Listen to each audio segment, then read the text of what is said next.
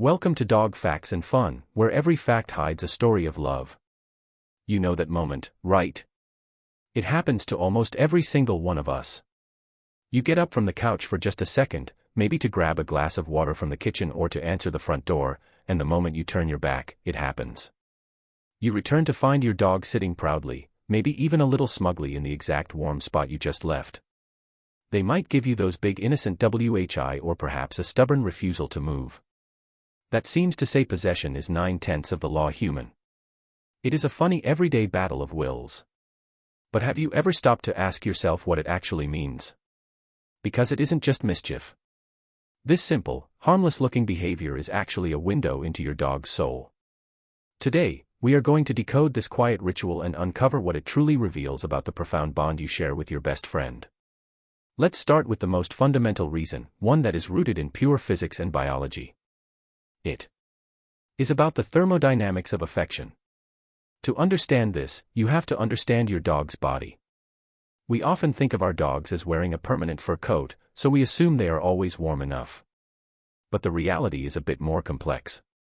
A dog's baseline body temperature is significantly higher than a human's, usually hovering between 101 and 102.5 degrees Fahrenheit. Because their metabolism runs hotter, they burn energy to maintain that heat. Biologically, they are drawn to external heat sources to conserve their own energy. Now, think about what you do when you sit in your favorite armchair for an hour. You are essentially turning that cushion into a high-powered heating pad.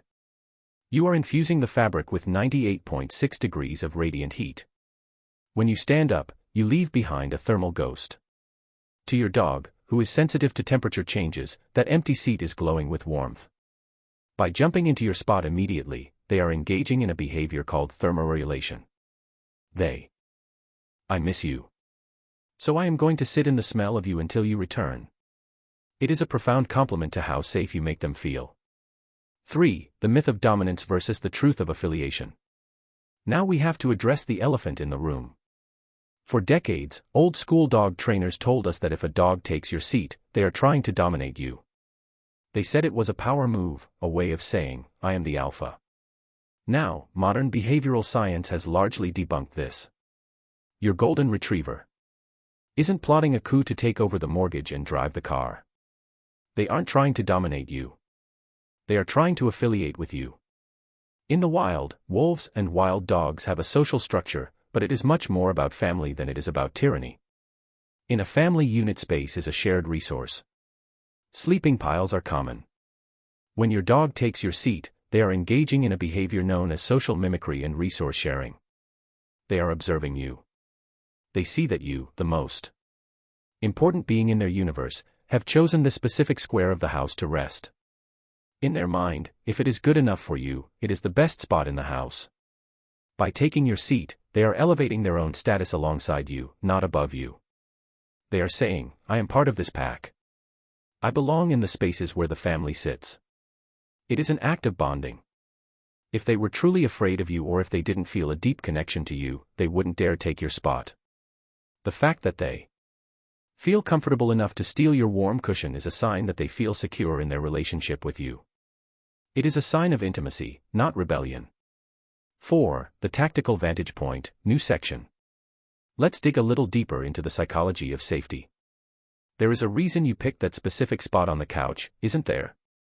Maybe it faces the TV comfortably.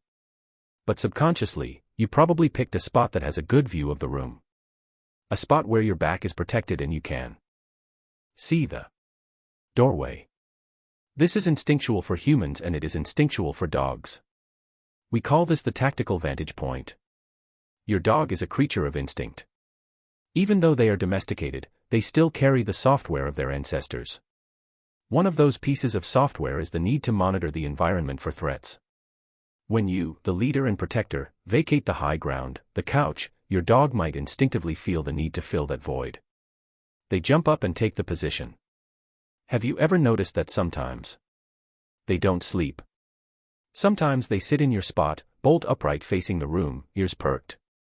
In this scenario, they aren't relaxing. They are guarding the throne. They are holding the line. They are maintaining the watch that you abandoned. Being elevated off the floor gives them a better line of sight. They can see out the window better. They can see the hallway better. By taking your seat, they are adopting your perspective.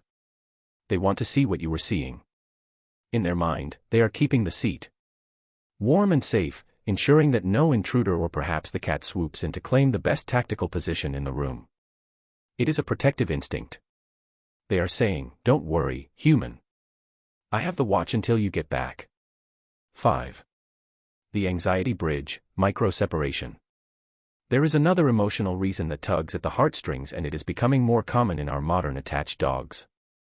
It deals with a concept called micro-separation anxiety. We all know about full-blown separation. Anxiety when you leave for work and the dog panics. But for some dogs who are incredibly bonded to their owners, what we might affectionately call Velcro dogs, even the act of you walking into the kitchen creates a tiny spike of distress. When you are sitting together, the connection is complete. You are physically close. The pack is intact. The moment you stand up and walk away, that physical connection is severed. For a dog that relies on your presence. For emotional regulation, that severance feels uncomfortable. Even if you are just 10 feet away, their brain registers a moment of, "Oh, the anchor is moving." Jumping into your seat is a coping mechanism. It is a way to bridge the gap of that micro-separation. By physically occupying the space you just occupied, they feel like the connection hasn't been fully broken. They are filling the void you left behind with their own body. It soothes them. It gives them a task. It stops them from pacing or whining.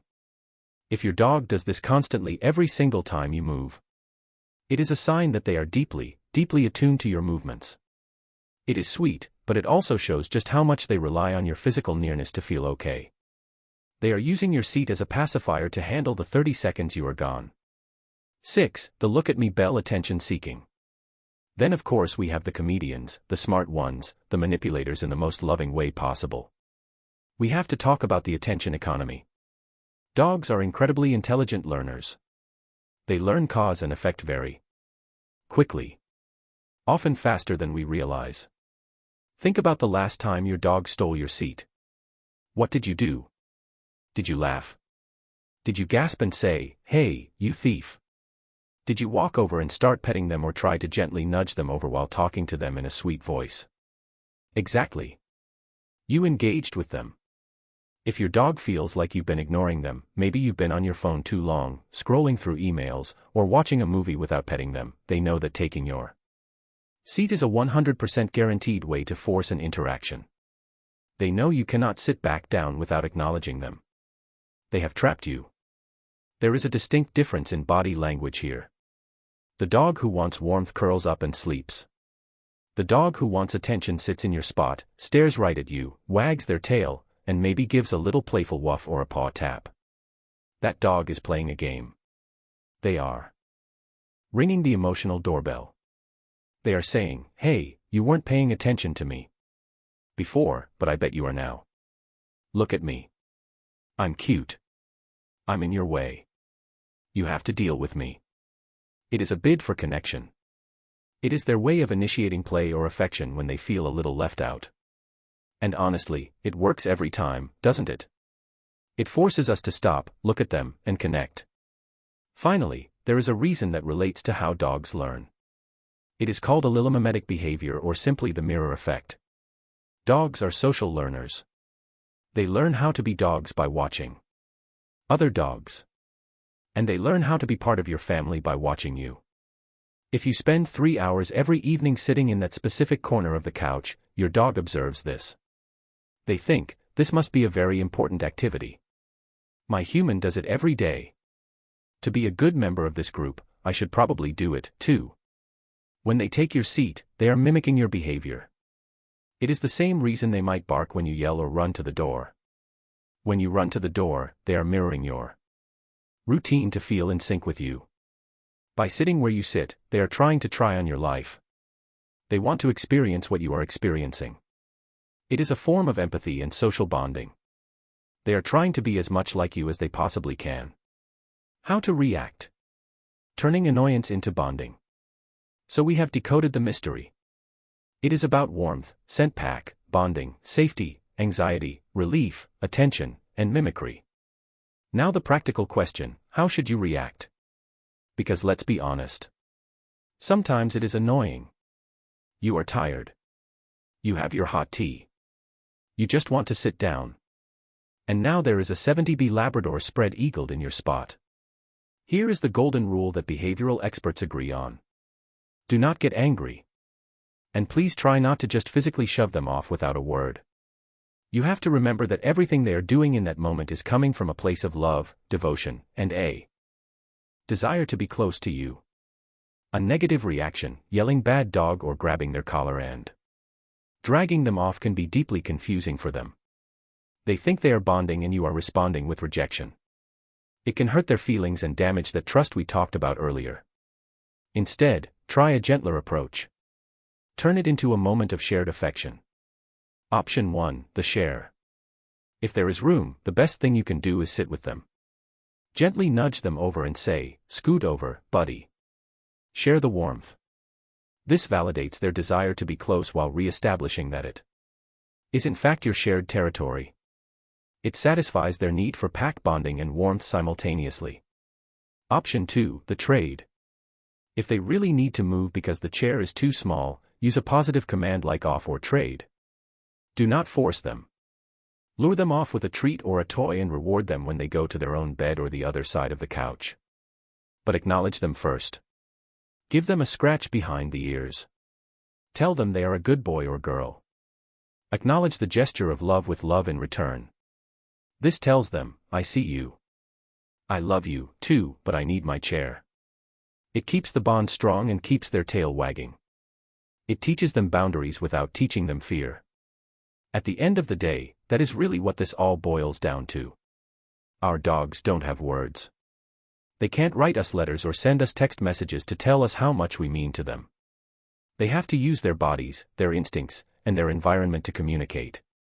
This tiny everyday habit, this stealing of the seat, is one of the most consistent, sincere ways your dog has of saying, "You are the center of my world. You matter to me. I want to be where you are." It is a constant warm little reminder that you are loved.